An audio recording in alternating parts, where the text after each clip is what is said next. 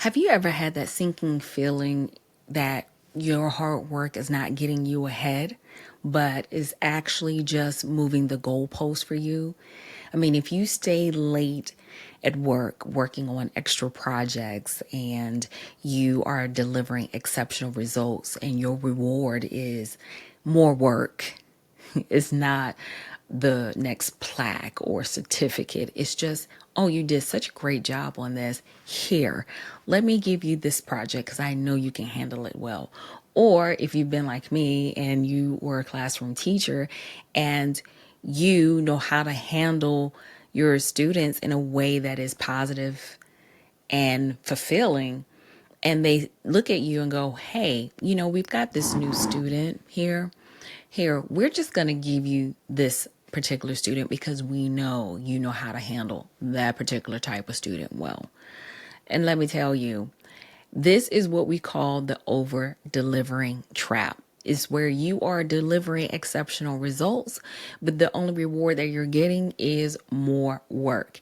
And if that sounds familiar, then you're not alone, because in the research that I've done to prepare for this conversation with you all, I have found that so many women in particular are struggling with the over delivering trap. And this has come up again and again. And as one woman that I personally recently spoke with says that I feel like I've trained my employer to expect the impossible, and now I'm the one who's paying the price. So today we're going to talk about how to escape that trap.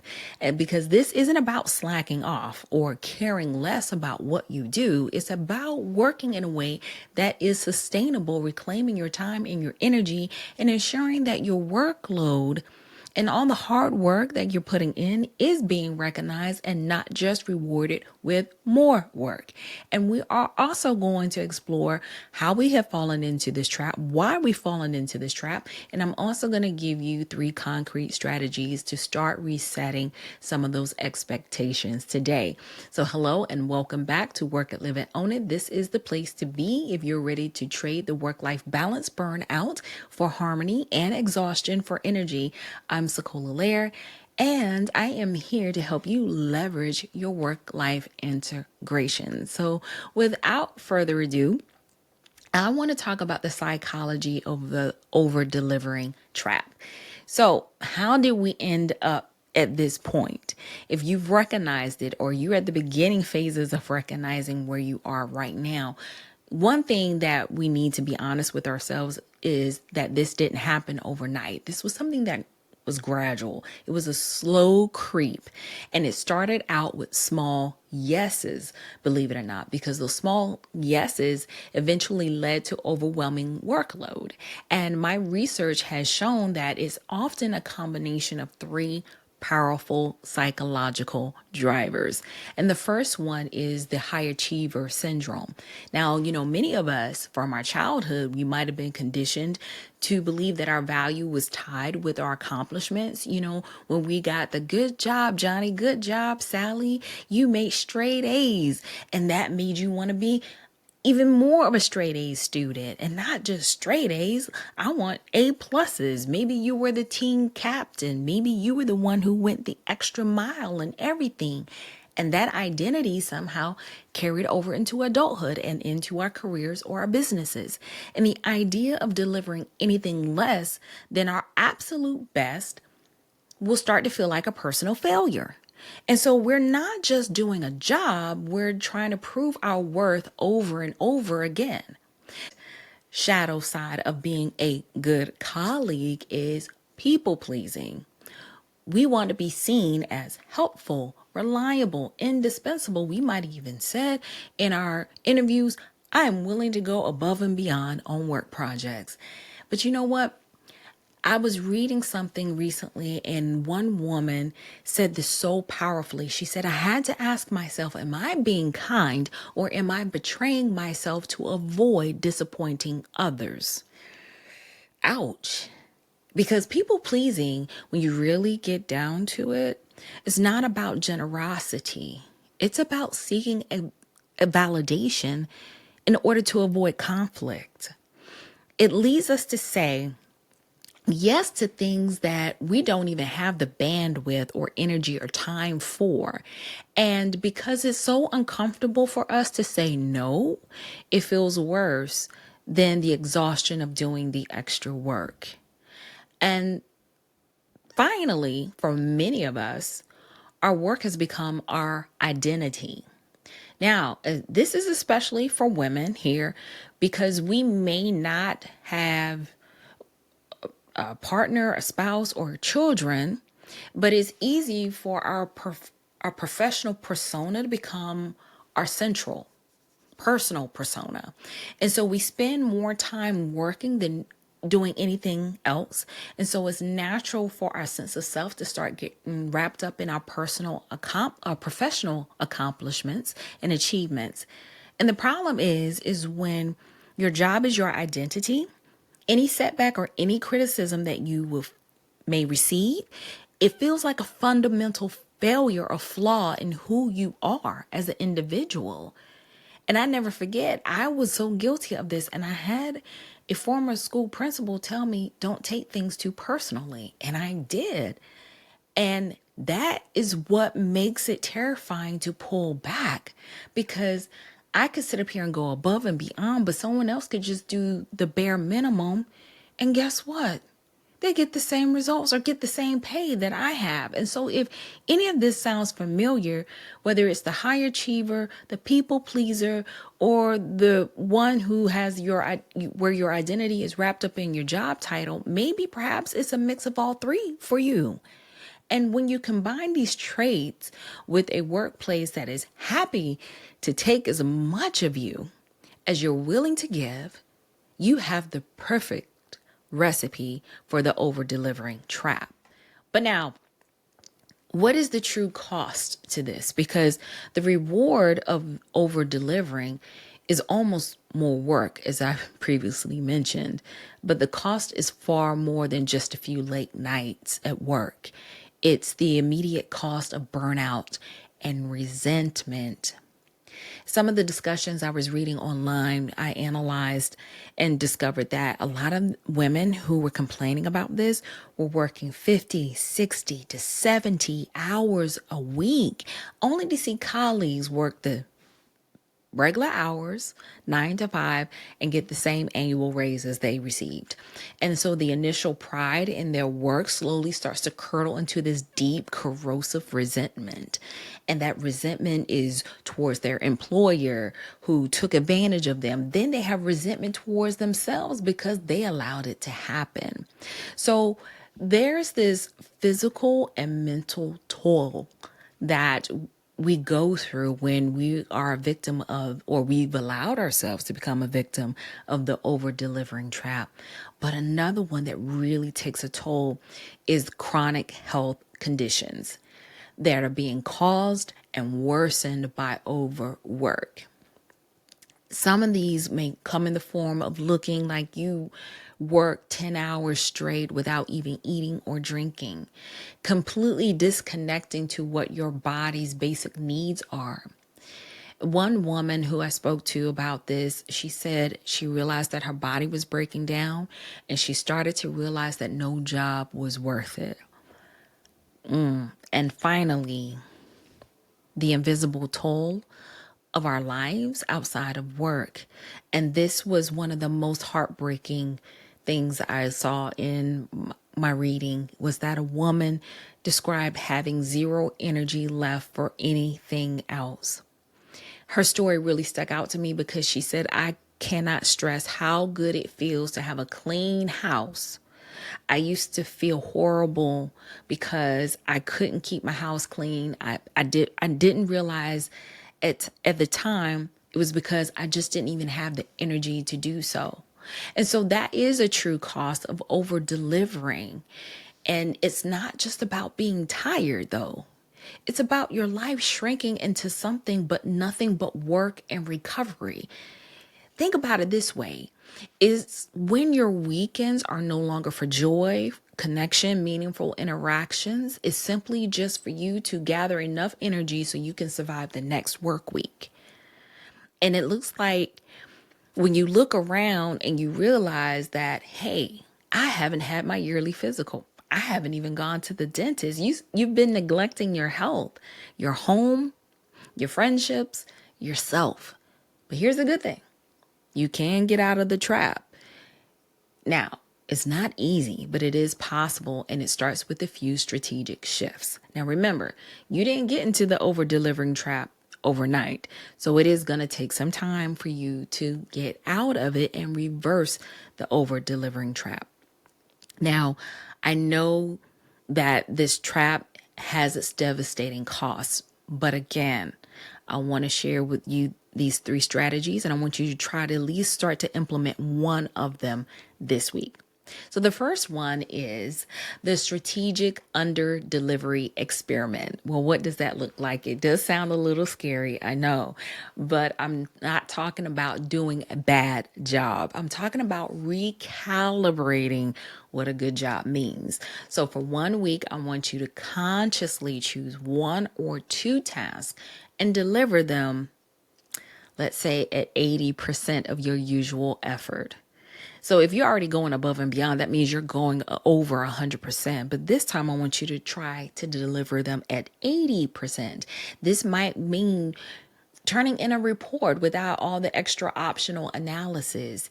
It might mean preparing for a meeting for 1 hour instead of 3 hours in advance, especially if this is a repeat client. It might mean sending an email that is simply good enough instead of perfectly crafted.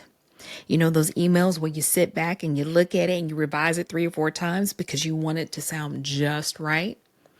The goal here is to test your own assumptions. What is actually going to happen when you go above and beyond on every single thing? Will the project fail? Does your boss or supervisor get angry? Or does nothing happen? And most people are really shocked to find, particularly women, high achieving women, they're shocked to find that their 80% is still what most people consider 100%. So if you set the bar so high for yourself that you even started to have a distorted view of what's required, it is time for you to take a step back. Try this experiment, gather some data, and it's really about proving to yourself that you can pull back without everything falling apart. The second strategy is what I like to call friction and framing. So this happens when you are the go-to person that people always constantly come to and they rely on. And instead of you being or giving the default immediate yes, like, sure, I can help you with that, your default needs to become a thoughtful pause. You need to pause before you answer and respond. So this is where you're going to introduce a little bit of healthy friction. So I want you to try this. I'm going to give you some suggestions, but you can try and craft your own that is more comfortable to you. So when your boss or your colleague asks you to take on something new, and instead of saying, sure, I'll get right on it, I want you to try one of these phrases. Ready?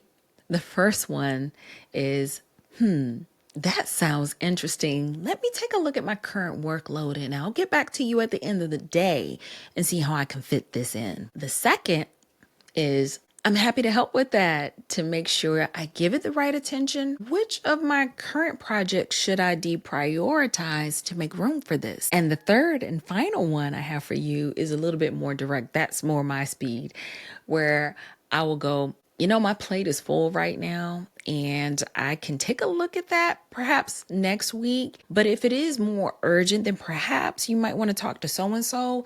They could be a good person to start with. Again, this is about the framing part. You're not saying no. You know that part that you hate to say if this conversation resonates with you. It's really about framing your yes. And it's framing your yes within the context of your existing workload. It's allowing you to demonstrate that your time is a finite resource and that you're managing your time strategically. That is the immediate shift that makes it so powerful and dynamic, because it forces not only you, but also the other person that has come to you seeking for help to consider the trade-offs. And it also positions you as a strategic partner, not just a pair of helping hands. And then finally, this is one of the most powerful mindset shifts, is it's just a job. One of my college professors said that if you're going out into the world and you're seeking employment, you are not looking for a job, because a job stands for just over broke. You're looking for an employment opportunity. Now, this mindset shift of it's just a job, it is one of the deepest yet most important pieces of work that you can do for yourself, because you're going to start untangling your self-worth from your job performance. And so one of the most powerful pieces of advice that did come up when I was preparing for our conversation was a woman who was talking to her therapist, and her therapist responded back to her and said, "It's just a job you go to. You work 8 to 5 and you go home." That may sound easier said than done. So how do you do this? How do you start this? Well, you have to intentionally create a life outside of work so compelling, so fun, so interesting that it actually starts to compete for your time, attention, and energy. So try scheduling things that matter to you. It could be a walk with a friend, a pottery class, a concert that's coming up in a few months. That's right. Schedule that as well. It could be dedicating an hour to read a novel that you've always wanted to read, but you didn't make the time. And I want you to treat these appointments with the same non-negotiable importance as if you were meeting a CEO of a company or someone very important. It could be a public figure, celebrity, whomever it is. I want you to treat it with the same non-negotiable importance. And when you find yourself obsessing over a work problem at 9 p.m. at night, I want you to ask yourself, is this truly urgent, or am I just seeking a feeling of accomplishment? And if it is the latter, I want you to close your laptop, because the work will be there tomorrow. Your life is happening right now, and tomorrow is not promised to any of us. What this really is about is redefining success on your own terms, and not the success of seeking another promotion. Maybe it's about having energy and time to cook with your family. Maybe it's having a clean house because you had the time to do so. Or maybe it's just about simply feeling at peace. So now today we've talked about the over-delivering trap, the exhausting cycle of going above and beyond, and setting the new expectation of what 100% looks like. We've explored our own psychology of where some of these things might have come up, whether it's high achieving nature, our people pleasing tendencies, or our tendencies to allow our personal identity to get wrapped up into our work, which makes us vulnerable for the over delivering trap. But we've also laid out a path for escape. And that means that we have to start experimenting with the strategic under delivery to prove to ourselves that it is safe to pull back.